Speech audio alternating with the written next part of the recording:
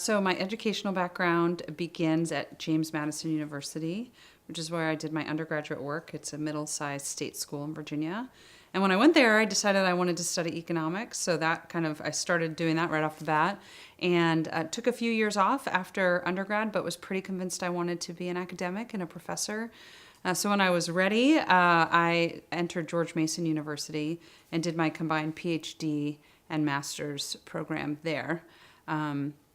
And from there, interesting story, when I was in graduate school, 9/11 happened.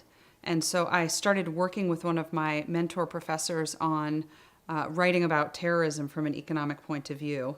This was his idea, not mine, but I said, sure, let's do this. And I became really enthralled with how economics could help us understand something that seemed so impossible to understand. And so I did my dissertation on the economics of al-Qaeda when I was at George Mason.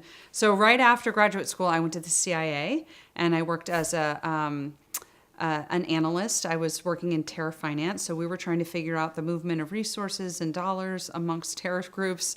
I did that for a couple of years, then went back into the nonprofit and teaching sector. So I work at the Institute for Faith Work in Economics, where we commission research towards a biblical understanding of human flourishing and economic freedom.